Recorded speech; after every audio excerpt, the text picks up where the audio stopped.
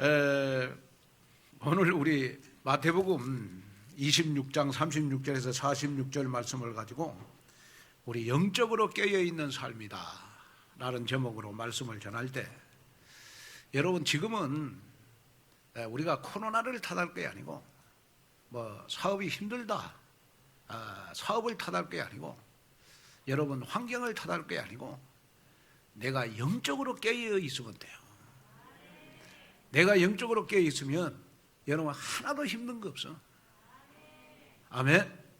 그래서 이번 한 주간은 정말 남들이 나를 봤을 때, 야, 저 장로님, 권사님, 집사님은 영적으로 깨어있는 삶을 살고 있구나, 이런 정체성이 여러분 보여지는 여러분 그런 한 주간이 됐으면 좋겠습니다. 제가 8월 8일 날도 영적으로 깨어있으라 라는 말씀으로 말씀을 전했습니다.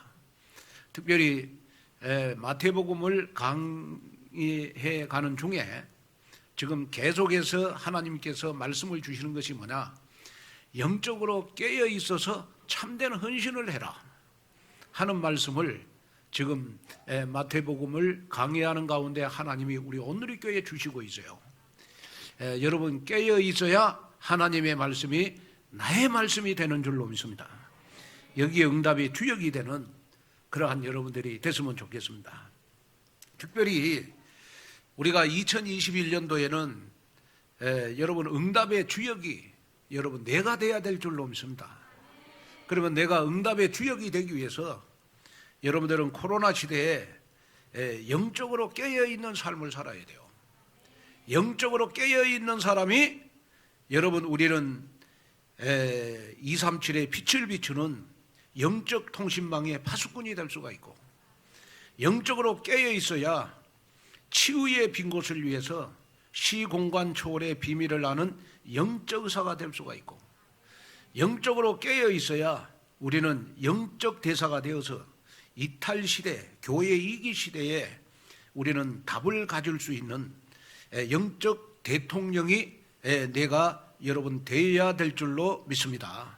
그래서 우리는 어떻게 하든지 여러분 영적으로 깨어 있어야 우리는 남을 살릴 수 있고, 영적으로 깨어 있어야 우리는 여러분 이 코로나 위기 시대를 여러분 축복으로 바꿀 수가 있어요.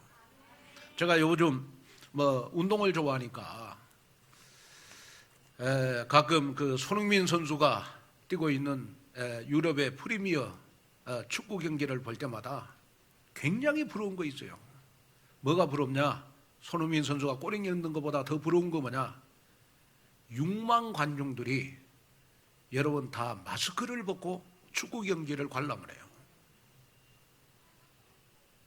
아니 여러분 6만 명의 관중이 모였는데 다 마스크를 벗고, 그래서 제가 그 축구 경기를 보면서 기도를 했다니까요. 하나님, 우리나라도 빨리 저런 시대가 오기를 원합니다.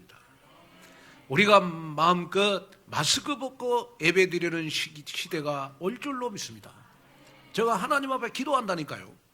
자, 그래서 제가 여러분들에게 뭘 말하고자 하느냐 그러면, 우리가 마스크 벗고 안 벗고가 중요한 게 아니고, 여러분 중요한 거는 뭐냐 그러면 내 자신이 여러분 영적으로 깨어 있어야 여러분 이 코로나 시대에 힘이 안 든다니까요. 자, 왜 내가 지금 영적으로 힘드냐, 삶이 힘드냐, 신앙생활이 힘드냐, 왜 신앙생활이 자꾸 처져 있냐? 내가 영적으로 깨어있지 않기 때문에 그렇습니다. 자, 그러면 깨어있다고 하는 것은 무엇을 의미하죠? 깨어있다고 하는 것은 뭐냐? 여러분 본다는 의미입니다. 다시 말하면 깨어있다고 하는 것은 여러분 나 자신을 여러분 볼 수 있는 사람은 깨어있는 사람이에요. 아, 내가 지금 영적으로 처져 있구나, 내가 영적으로 깨어 있구나, 내 자신을 볼 수 아는 사람이 바로 여러분 깨어 있는 사람이고, 또 깨어 있다고 하는 말은 무슨 말이냐 그러면 여러분 안다는 말이에요. 안다는 말. 뭘 안다는 말이냐? 나의 영적 상태를 안다는 말이에요. 아, 나의 영적 상태가 지금 힘들구나, 나의 영적 상태가 지금 굉장히 지금 처져 있구나, 나의 영적 상태가 지금 굉장하게 지금 사단에 미혹당할 만큼 지금 힘들구나. 여러분 나를 아는 상태가 바로 여러분 깨어있는 상태예요. 그래서 여러분이 깨어있는 사람은 나 자신의 영적 상태를 볼 수 있고, 깨어있는 사람은 나의 영적 상태를 아는 사람이 여러분 깨어있는 사람이다. 자, 그래서 요한계시록 3장 18절에는 내가 깨어있기 위해서 내 눈에다가 영적인 안약을 발라라, 그런 말씀도 있더라고, 성경에 보니까. 자, 그리고 여러분이 기억을 해야 될 것은 뭐냐 그러면, 깨어있는 사람이어야 남을 깨울 수 있어요.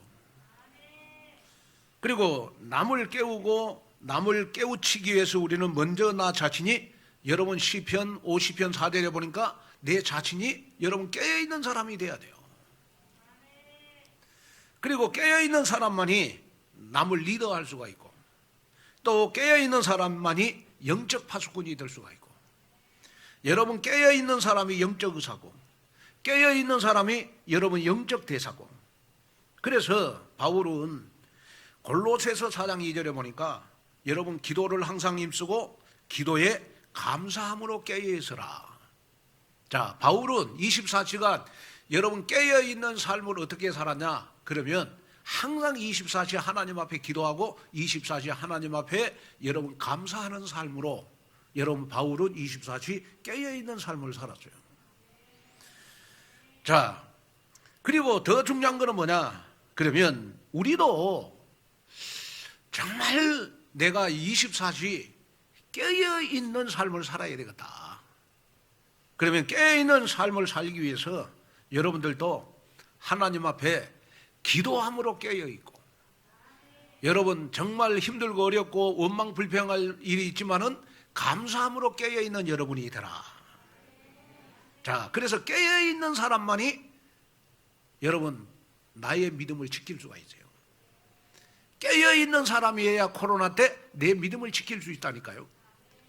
내가 영적으로 깨어있지 않으면 사단의 24시 우는 사자처럼 나를 미혹해서 자꾸 여러분 예배를 못 드리게 해요. 예배를 못 드리게 합니다. 코로나 4단계니까 그냥 예배 드리지 말아라. 그런데 중요한 거는 뭐냐 그러면, 제가 지금 이렇게 교인들도 우리 교인들은 그런 교인은 없을 겁니다만은, 교인들도 보니까 처음에는 온라인 예배 드리는데 온라인 예배를 한 달, 두 달 드리다 보면 나중에 예배 개념이 없어져요. 그래서 절대로 여러분 온라인 예배는 여러분 예배를 감상하는 것이지 저는 예배 드리는 게 아니다 생각합니다. 그러면 오늘 정말 이 예배에 참석하신 여러분들이 한번 마음속에 담아야 될 것이 있어요. 그 뭐냐 그러면, 내가 오늘 이 예배에 나왔다고 하는 것은 내가 영적으로 깨어있다는 사실이다. 여기에 내가 하나님 앞에 진짜 감사해야 되겠구나. 왜냐 여러분 지금은 여러분들이 응답보다도 더 중요한 것이 뭐냐, 내가 영적으로 깨어있는 것이 중요한 겁니다. 깨어있어야 여러분 나의 믿음을 지킬 수 있어요. 지금은 초대교회 그리스도인들은요, 로마 정부의 박해를 피해서 여러분 카타콤이라고 하는 로마 외곽에 있는 지하 공동묘지에서 여러분 지하 300m를 땅을 파가지고 여러분 신앙생활을 시작을 했어요. 왜냐 그 당시에는 잡히면 로마 정부에 잡히면 무조건 여러분 죽어야 됐어요. 그래서 그 카타콤에 가면 뭐가 많이 그려져 있느냐 그러면, 카타콤 벽면에 여러분 물고기가 많이 그려져 있어요. 물고기. 그런데 이 물고기 안에 그려진 것이 있어. 그 뭐냐, 헬라어로 여러분 익투스라고 하는 헬라어가 그려져 있어요. 익투스. 그러면 여기에 익투스라고 하는 말은 무슨 말이냐 그러면, 마태복음 16장 16절, 주는 그리스도시요 살아계신 하나님의 아들이십니다. 방송실 한번 들어봐요. 익투스 물고기 보내줬잖아. 이거 이 카타콤 여러분 벽면에 다 그려져 있어. 그래서 저 물고기 안에 여러분 지금 지저스라고 했는데 여러분 그 안에다가 여러분 익투스라고 하는 이 헬라어가 기록이 되어 있어요.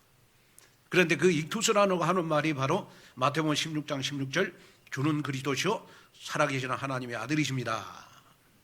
그런데 이 초대교회 교인들은요, 사람을 만날 때, 그 사람을 만날 때, 저 사람이 진짜 깨어있는 사람이구나, 영적으로 깨어있는 사람이구나, 구원받은 사람이구나, 예수 믿는 사람이다. 그걸 어떻게 아느냐? 그러면 서로 만나면, 그 당시에는 뭐 예수 믿는 흉내를 내도 여러분 잡혀가니까 여러분 땅바닥에다가 여러분 물고기를 그려가지고 익투스를 썼어요.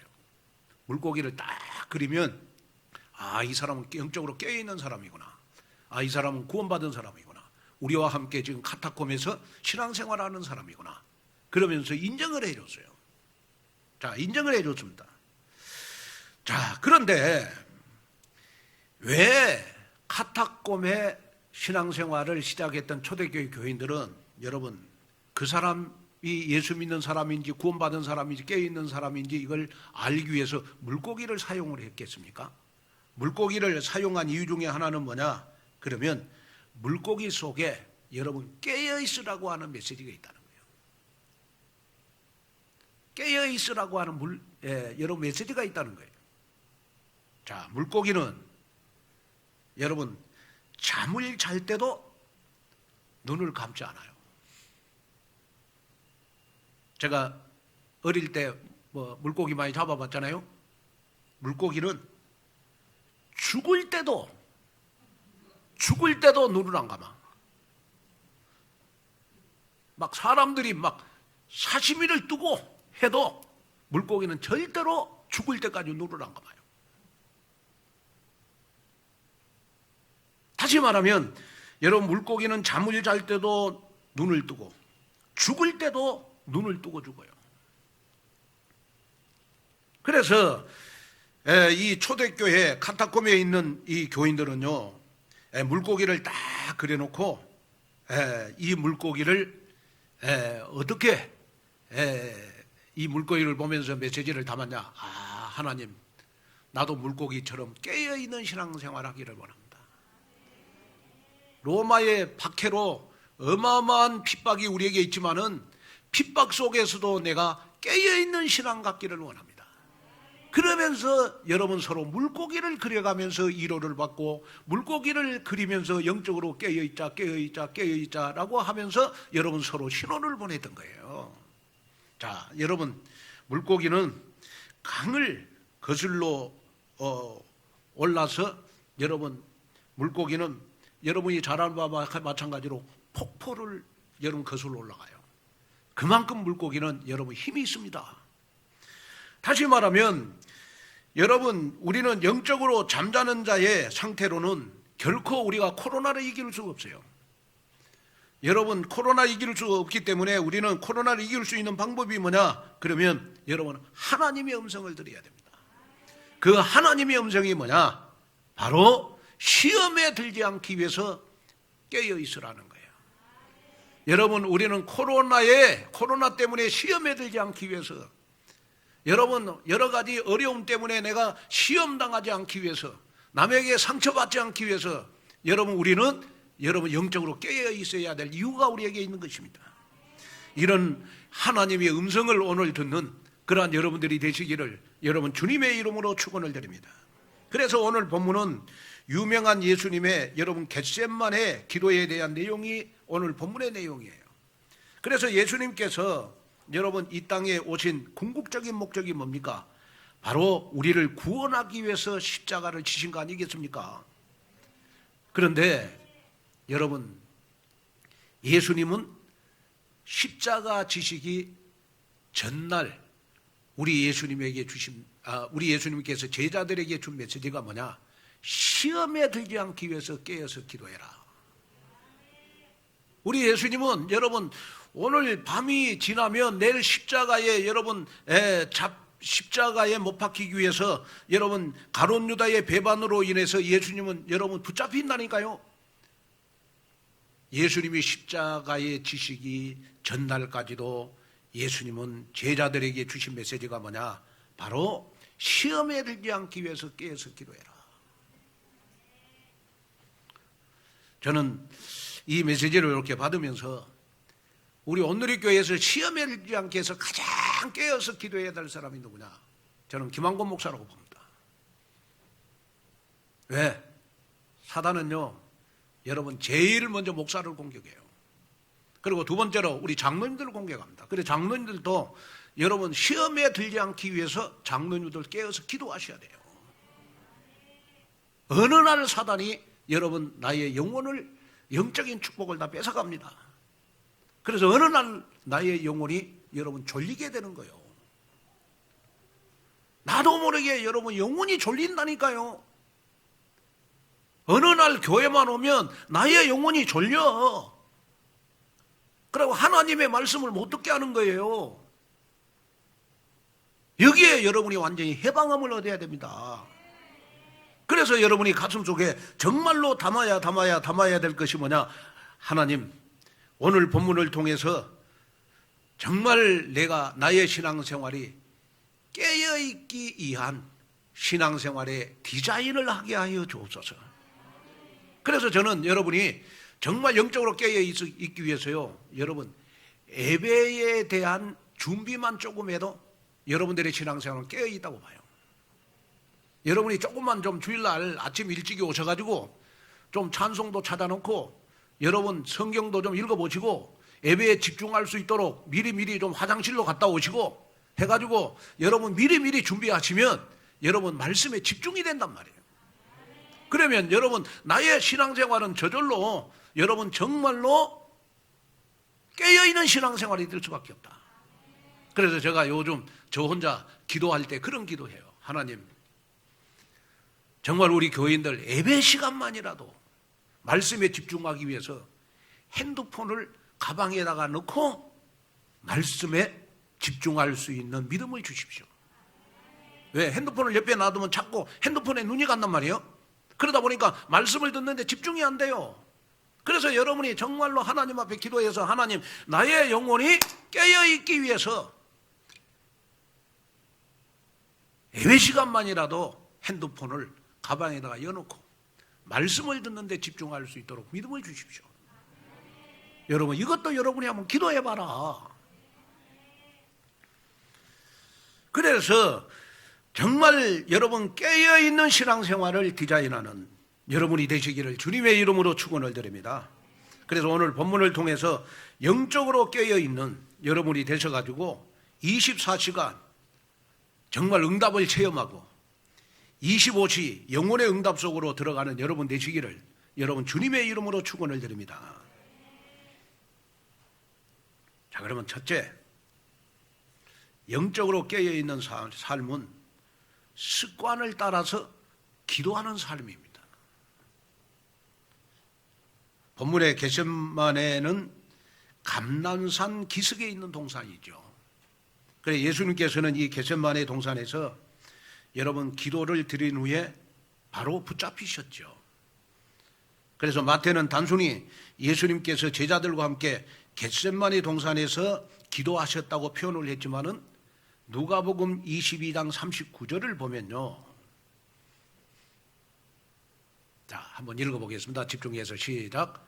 예수께서 나가사 습관을 따라 감람산에 가시며 제자들도, 자, 예수님께서 여러분 습관을 따라서 감람산에 갔다.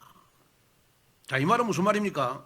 예수님께서는 여러분 기도를 하실 때 여러분 시간을 정해놓고 기도하는 게 아니고, 우리 예수님은 마음먹은 대로 기도하는 게 아니고 우리 예수님은 습관을 따라서 기도했다. 자, 여러분 예수님께서 항상 습관적으로 기도를 했다. 예수님께서는 평상시에 늘 습관이 있었는데 어떤 습관이 있었느냐?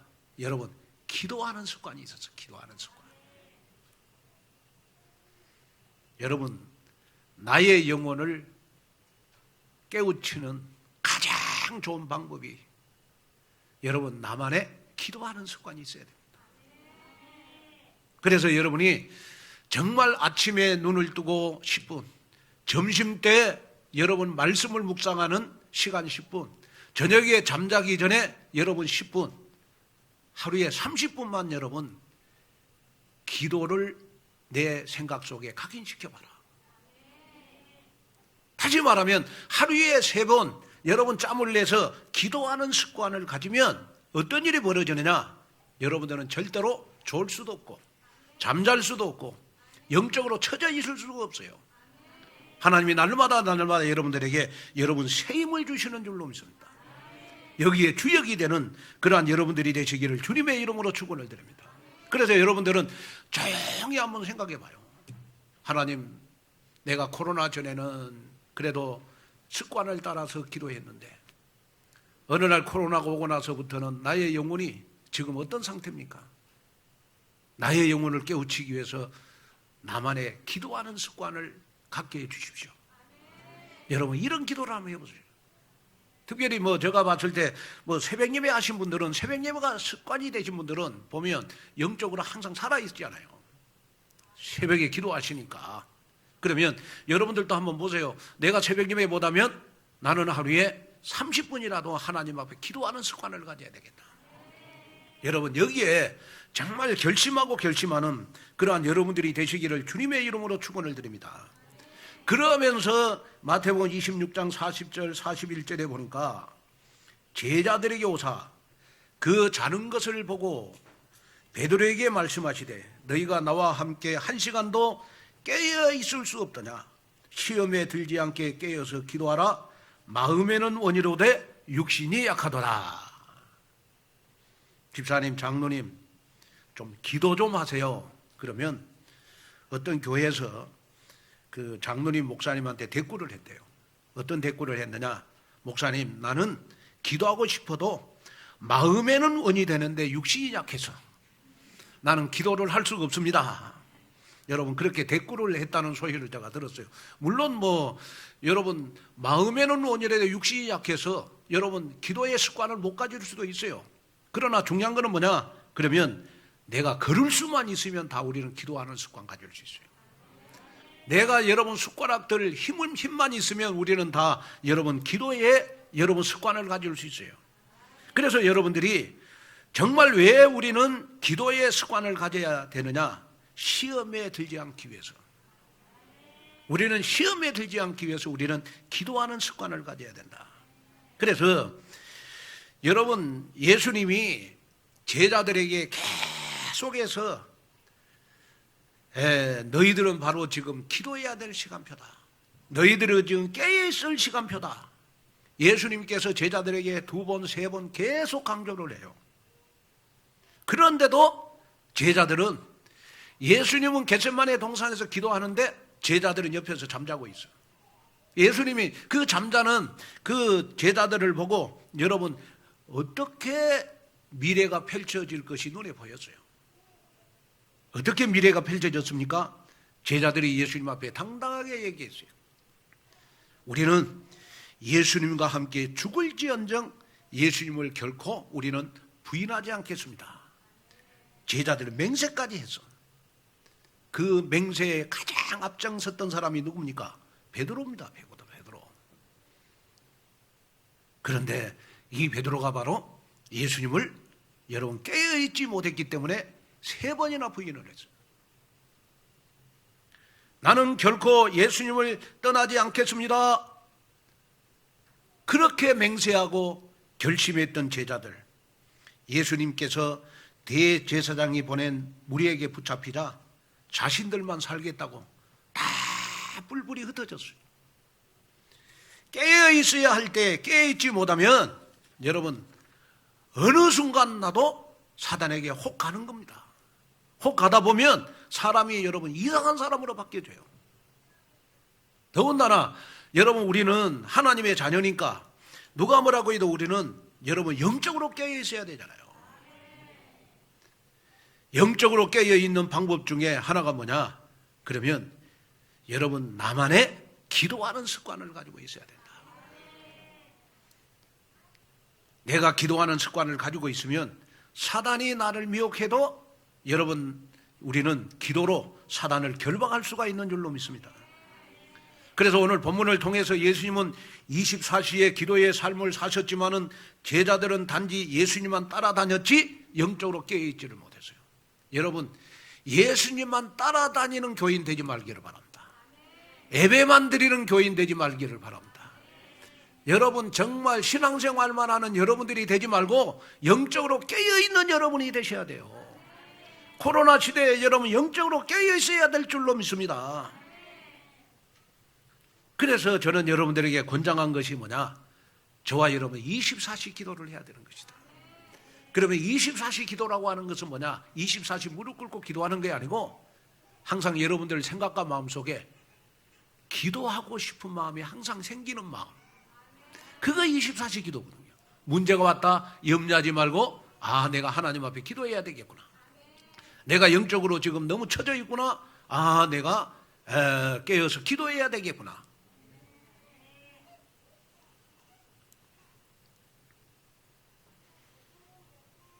기도를 안 하다가 갑자기 기도하려다 보니까 여러분 기도가 잘 안 되는 거예요. 그래서 여러분들은요, 절대로 우리는 어떤 문제와 사건 앞에 넘어지지 않기 위해서 나만의 기도의 플랫폼을 여러분 가지고 있어야 되는 것이다. 여기에 응답을 받는 여러분이 됐으면 좋겠습니다. 그래서 바울은 에베소서 6장 18절에 항상 성령 안에서 기도해라. 또 데살로니가서 5장 17절에 보니까 쉬지 말고 기도해라. 24시 기도를 통해서 늘 우리는 하나님과 소통하는 것이 우리의 신앙생활의 핵심이 되어야 되는 거 아니겠습니까? 여러분, 하늘 보좌의 축복을 누린다는 말이 무슨 말입니까? 하늘 보좌의 축복을 누린다는 말은 바로 내가 기도한다는 말입니다. 기도를 통해서 우리는 우리의 수준과는 비교할 수 없는 하나님의 무한한 권능을 힘입는 겁니다. 또 우리는 기도를 통하여 시공간을 초월하여 237의 빛을 비추는 삶을 살 수가 있는 것입니다. 그래서 여러분들이 24시가 기도가 되어지는 삶 가운데 가장 큰 특징은 뭐냐? 누구든지 내가 기도하고 싶은 마음이 생기는 사람의 특징은 뭐냐? 영적으로 깨어있는 사람이고 마음에 평안함이 있는 사람입니다. 마음에 부담이 없어. 교회 오는 거에 부담이 없고, 여러분 헌신하는 거에 부담이 없고, 기도하는 거에 부담이 없고, 여러분 하나님 앞에 말씀에 집중하는데 집중하는 거에 부담이 없어. 너무너무 평안해지는 겁니다. 그 평안이 어디에서 오는 것이냐? 24시 기도 속에서 오는 것이다. 우리는 문제와 사건을 대처할 능력이 없기 때문에 우리는 질그릇 같은 여러분 깨질 수밖에 없는 인생이기 때문에 우리는 영적으로 강해져야 돼요. 그 영적으로 강해지는 방법이 바로 내가 영적으로 깨어있는 삶을 사는 것입니다. 여러분, 우리가 기도하다 보면 나도 모르게 영권이 생겨요. 그러면 영권이라는 말은 무슨 말입니까? 똑같은 말을 해도 상대방에게 느낌과 감동이 달라지는 겁니다. 내가 똑같은 복음을 전하고 똑같은 말을 했는데 상대방이 느끼는 느낌과 감동이 달라지는 거예요. 그것을 가리켜서 우리가 영권이라 그러잖아요. 그런데 그 영권이 여러분 어디에서 생기느냐? 여러분 기도할 때 생기는 거죠. 그래서 교회에서요, 우리가 찬송 인도를 하시고 앞에서 여러분 찬송을 인도하는 우리 모든 렘넌트들도 항상 여러분 깨어서 기도 속에서 찬양해 나와야 돼요. 그래야 영권이 생기는 겁니다. 찬양 속에 은혜가 있고, 찬양 속에 감동이 있고, 찬양 속에 느낌이 있는 겁니다. 여러분, 저는 그렇게 생각합니다. 앞으로 하나님이 우리 온누리교회에 어마어마한 축복을 주실 것이다. 그러면 누구든지 와서 우리 온누리교회에서 신앙생활 할 수 있을 영적인 분위기를 만들어야 된다. 그 영적인 분위기를 만들어가는데 가장 중요한 것이 뭐냐? 앞에서 찬송 인도하고 여러분 설교하는 목사님이라고 생각합니다. 그래서 여러분이 앞에서 찬송 인도하는 분들이나 찬송 인도와 찬양 율동하는 랩런트들이나 목사님들 성가대를 위해서 여러분이 늘 영권이 생기도록 기도해 주셔야 돼요. 그래야 교회의 영적 분위기가 살잖아요. 죽었던 영혼이 살아나잖아요. 저는 이렇게 가끔 그런 생각을 해요. 아무리 제가 영적으로 깨우치려고 해도 영적으로 잠자는 사람들을 보면 굉장히 미안해요. 내가 영권이 없어서 저 장로님을 깨우칠 수가 없구나. 내가 영권이 없어서 저 집사님을 깨우칠 수가 없구나.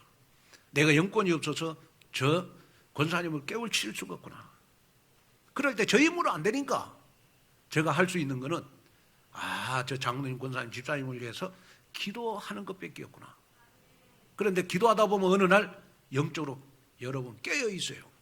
그럴 때마다 하나님 너무 감사합니다.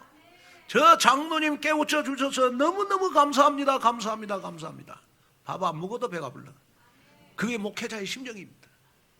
그게 목사의 심정이에요. 그래서 제가 제일 밥맛이 없을 때가 언제냐? 여러분들이 영적으로 죽어 있을 때고, 제가 제일 밥맛이 있을 때가 언제냐? 우리 오늘의 교회 전 성도들이 영적으로 깨어 있을 때다. 이거의 목사의 심정이라. 여러분 영적으로 깨어 있어야 우리가 237을 살리고 5천 종족을 살리고 우리가 서밋스쿨을 하고 어린이집을 살릴 수가 있는 거 아니겠습니까? 그래서 오늘 메시지를 들으면서 나만의 여러분 기도의 습관을 갖는 그러한 여러분 되시기를 주님의 이름으로 축원을 드립니다. 둘째, 우리가 복음을 진짜로 깨달았으면 우리가 무엇에 집중해야 되는지 우리가 눈이 열립니다.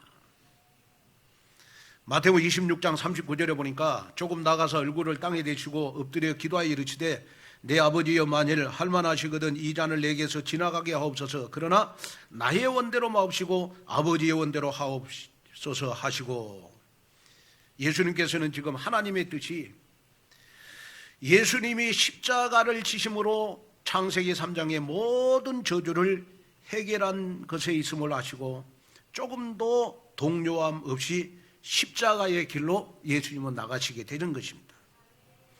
자, 십자가를 지실 때 예수님은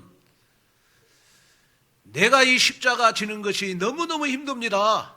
이 십자가를 피하게 해주십시오. 그렇게 기도한 것이 아니고, 하나님, 내가 십자가를 지신 것이 나의 원대로 마옵시고 아버지의 뜻대로 되기를 원합니다. 내 아버지여, 만일 내가 마시지 않고는 이 잔이 내게서 지나갈 수 없거든 아버지의 원대로 되기를 원합니다. 다시 말하면 예수님은 십자가를 지실 때까지 어떤 기도를 했느냐? 하나님의 뜻과 하나님의 계획을 위해서 사는 여러분 기도를 하게 된 것입니다.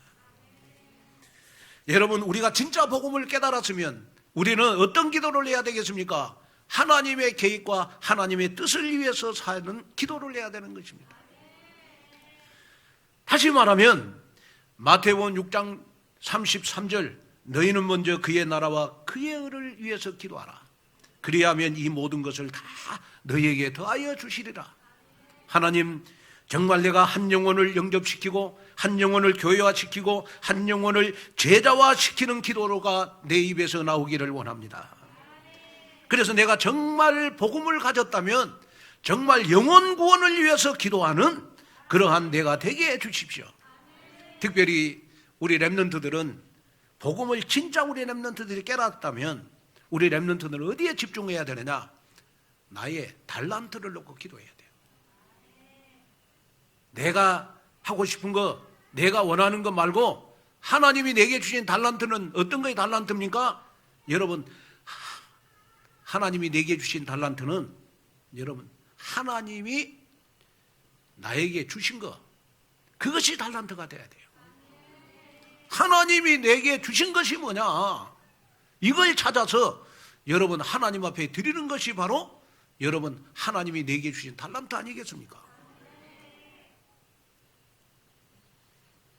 이렇게 되면 어떤 일이 벌어지느냐? 나의 수준을 뛰어넘어서 내 인생이 날마다 날마다 하나님의 능력을 체험하고 내 인생이 하나님의 계획과 하나님의 뜻에 맞춰서 사는 인생이 된다면 여러분은 하나님이 여러분들을 얼마나 여러분들을 보고 기뻐하시겠습니까?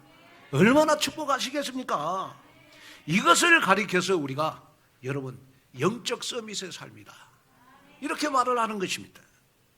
저는 이 설교를 하면서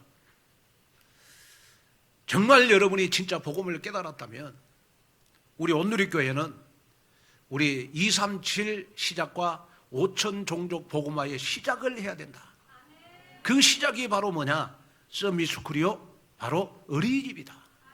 그러면 진짜 여러분이 복음을 깨달았다면 아버지께서 원하시는 하나님의 계획과 뜻이 뭐냐? 그것이 바로 지금은 우리 온누리교회는 237 5천 종족을 살리는 시작이다. 그 시작이 바로 서밋스쿨이요 그 시작이 바로 저는 어린이집이라고 생각합니다. 제가 그 서밋스쿨을 이렇게 기도하는 중에 어떤 집사님이 서밋스쿨에 등록을 했을까? 이거 굉장히 궁금했어. 그러고 제가 명단을 딱 보니까 우리 김미애 권사님이 딱 등록을 했어요. 김미애 권사님. 그것도 보컬로. 그 권사님이 아마 왜 보컬에 등록을 했을까? 제가 기도해 보니까 아마 좀 음악을 더 잘 배워가지고 하나님 앞에 아름다운 찬양을 더 좀 잘하고 싶어서 아마 등록하신 것 같아요. 에? 김미애 권사님은 등록을 하는데 랩런트들은 등록을 안 한다. 제가 사실은 조금 기도하는 거 있어요. 그 뭐냐? 그러면 우리 중직자들 꼭 가슴 속에 담아야 될 거 있어요. 그 뭐냐? 지금 교회가 코로나 때요. 하나님 우리 온누리교회에 주시는 천명이 뭐냐? 랩런트를 키우라는 겁니다. 한 명의 랩런트를 서밋으로 만들어라. 그래갖고 우리가 한 것이 지금 서밋스쿨이잖아요. 그래 제가 기도하고 있는 것이 뭐냐? 그러면 조금 염려가 되는 거는 자 아버지가 장로님이라 권사님이야 집사님이야. 그런데 자녀들은 교회 흐름 속에 안 있어. 절대 서밋스쿨에 등록도 안 해. 그렇게 되면 그 랩런트는 과연 미래에 우리 온누리교회 흐름 속에 있겠냐? 과연 흐름 속에 있겠냐? 지금부터 여러분 우리의 자녀들이 여러분 교회의 흐름 속에 있어야 미래의 말씀의 흐름 속에 있는 것이고 교회의 흐름 속에 있는 것이고 여러분 시대의 언약의 여종의 흐름 속에 있는 것이다. 이걸 부모님들이 지금 반드시 자녀들에게 여러분 이 생각을 바꿔줘야 되는 것이다. 저는 그렇게 생각하거든요. 그래서 여러분이 정말로 기도해야 될 것이 뭐냐? 그러면 우리 자녀들 뭐 서밋스쿨 하기 싫은데 뭐 그냥 놔두지 편안하게. 그게 아닙니다. 지금은 어떤 시간표냐? 그러면 우리 자녀들이 하기 싫다고 해도 부모님들이 어떻게 하든지 서밋스쿨의 흐름을 타도록 만들어줘야 돼요. 그래야 우리 자녀들 미래가 있는 것입니다. 결론으로 제가 그 말씀을 드리고 싶은 것이 뭐냐 그러면요. 여러분 서밋스쿨과 어린이집은 여러분 우리 미래의 가정과 가문에 복음의 명문가로 가냐 안 가냐 이거 좌우되는 겁니다. 단순히 뭐 서밋스쿨에서 뭐 여러분 지금 뭐 피아노 배우고 영어 배우고 보컬 배우고 뭐 그런 수준이 아니고 미래에 우리 가문이 복음의 명문가로 가느냐 안 가느냐 이거에 좌우되는 거예요. 그래서 제가 결론으로 말씀을 드리고 싶은 거는 뭐냐 그러면 우리 랩런트들은 무조건 복의 근원이다. 복의 근원이니까 우리가 반드시 서밋스쿨에 함께 해야 되는 것이다. 조나단이라고 하는 이분은요 프리스턴 대학교의 총장을 지냈고 미국 영적 대각성기에 가장 큰 영향을 끼쳤던 인물입니다. 그런데 이 조나단은요 장가를 잘 갔어. 부인이 살았는데 굉장하게 여러분 믿음이 좋아요. 그래서 어떤 사람이 이 조나단 가문을 조사를 했어요.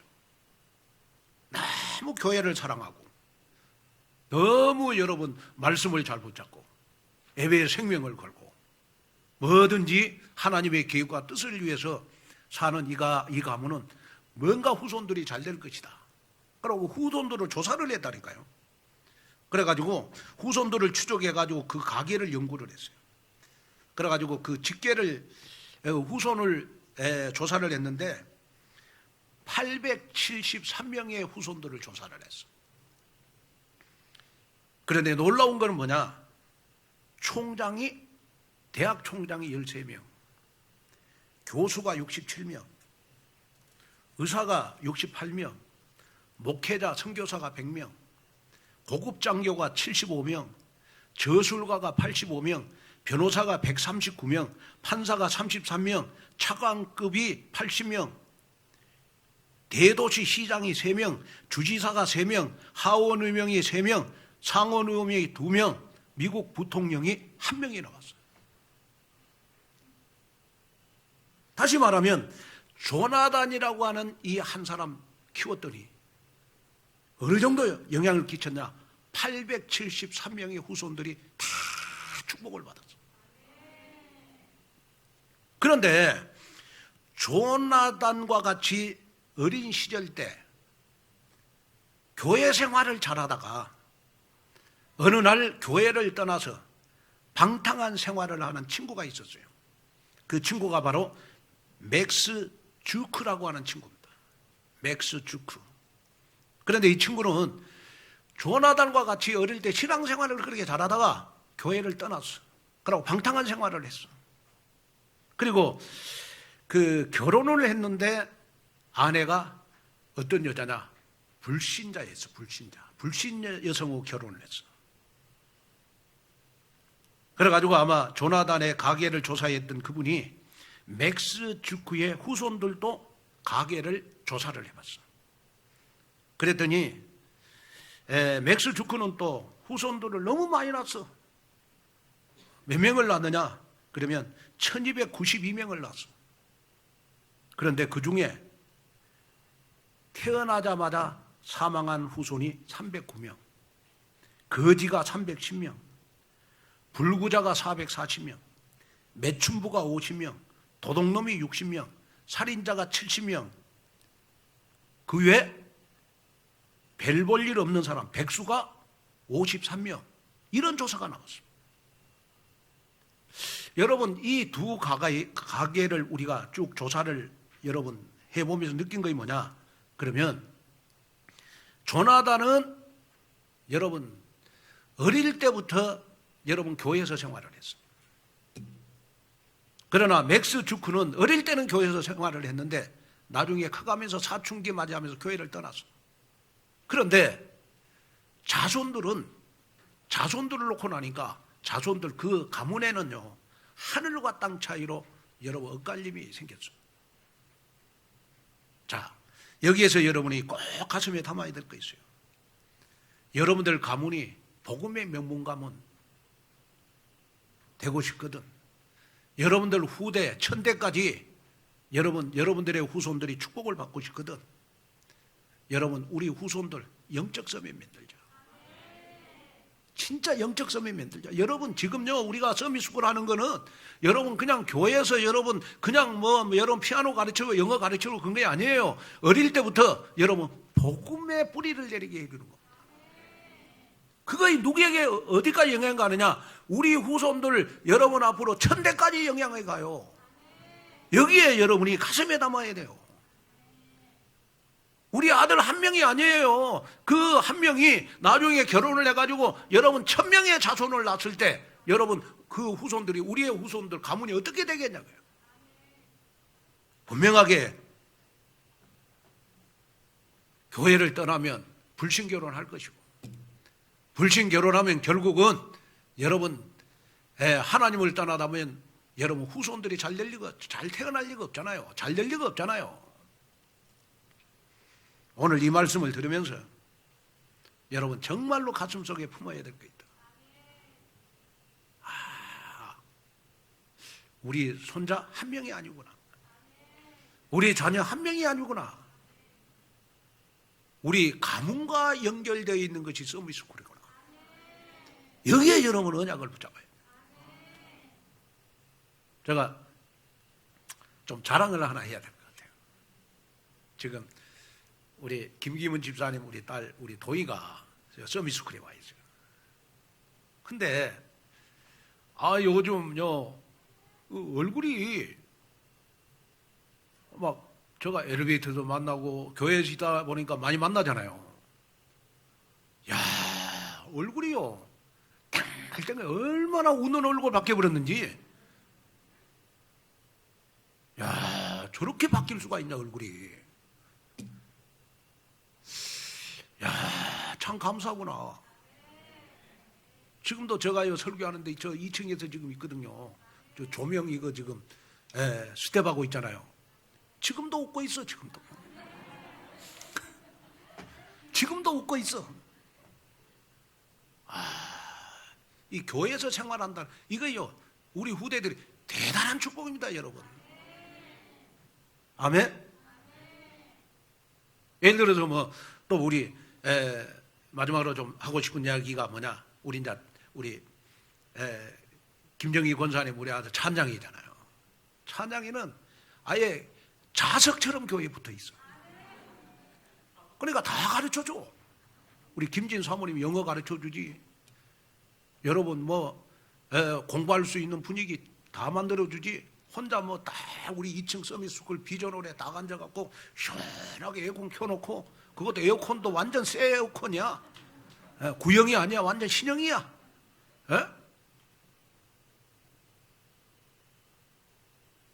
그러면서 나보고 하는 말이, 목사님 내가 5시간을 잠을 자면 대학 떨어질 것 같고 3시간만 잠을 자면 학교 갈 것 같습니다. 얼마나 감동이요. 그런 자식을 우리 김정희 권사님이 낳았다니까요. 집에 있었으면 그렇게 바뀌겠냐. 교회에 있기 때문에 이거 바뀐 거 아니겠어요? 그래서 제가 여러분들에게 얘기하고 싶은 거는 뭐냐, 그러면 목사님이 이렇게 랩넌트 하는 거는 이 랩넌트 한 명이 아니고 여러분들 가정과 여러분들 가문, 가계와 연결되어 있다. 그래 여러분이 노후에 정말로 행복한 삶을 살기 위해서는 뭐냐, 여러분 후손들이 잘 돼야 되는 것이다.